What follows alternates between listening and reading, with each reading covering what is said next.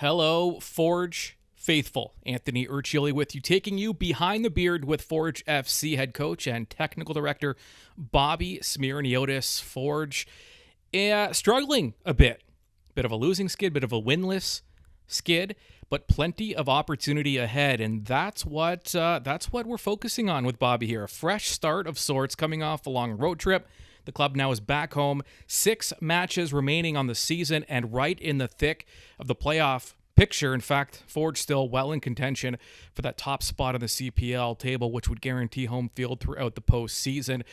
And the journey starts this weekend at Tim Hortons Field in Hamilton, September 10th, 5 o'clock start. Forge FC taking on their rivals, Cavalry FC. The September special, courtesy of Bench Brewing.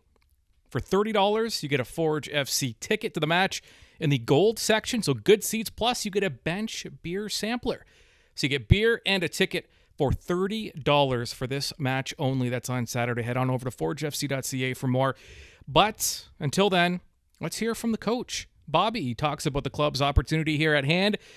Fresh start of sorts, as I mentioned. Also, the club is getting healthier. A couple of key players from this since this organization began are close to returning to action. They've had some injury woes this season, these particular players, and they are training at full strength.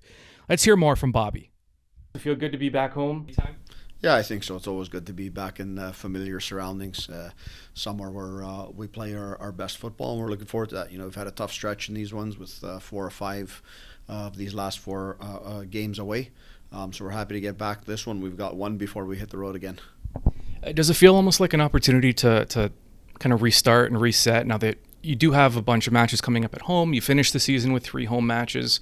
Can this be seen as kind of a refresh? Yeah, I think the most important thing is, we need to become a better version of ourselves and get back to what we're very good at. That's not what we were in the 2 games against Valor, and the players know that. But we'd rather be going through this stretch now than a little bit later. We've got the games in front of us that are obviously important. And we start with Saturday. We focus at one at a time, and when we do that, we're at our best. Just a health update on the squad and players maybe becoming available soon? Yeah, I think at this moment everyone's out in full training, so everyone is feeling good. Everyone's gaining full fitness from the guys who haven't been in the lineup, so everyone's available for selection. Fans who just haven't had a chance to see, Chris, for example, much this season, and maybe some new fans, what can they expect from a guy like Chris Nanko in the lineup? Yeah, he's a player that brings a lot of energy to the team. He's an attacker with all the abilities to get forward. Good, exciting player who wants to do things at speed and on the dribble. Very good in the 1v1 situations. So, we look forward to kind of progressing him into the squad as the time comes, and along with some of the other players that maybe the fans haven't seen. It's an important time for us, and it's important to have everyone ready to go. Yeah, and Daniel Kritzen's another player. What does he bring to a lineup? Yeah, if you ask me, going into 3 years of the CPL, he's the best defender, all-around defender in the league. It's not easy to have a player who defends so well in all aspects of the game, but is also so good on the ball and gives an excellent presence. And we've been excellent on the ball. He just gives us another weapon coming out of the back to be able to play quicker, and a fantastic leader. So when you can get the guy who's been the best defender in the CPL back at this point in the stage, I think it's always a bonus. Fans can expect, I guess, a playoff-like atmosphere this weekend against Cavalry. What do you see in your opponent this weekend?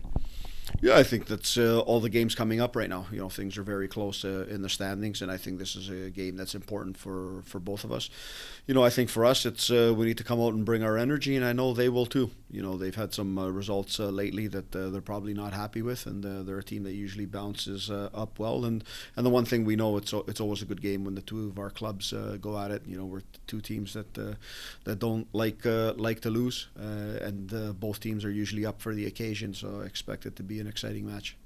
What do you see in Borges that seeing him play in the middle of the field different than what maybe we've seen earlier in the year when he played on the wing?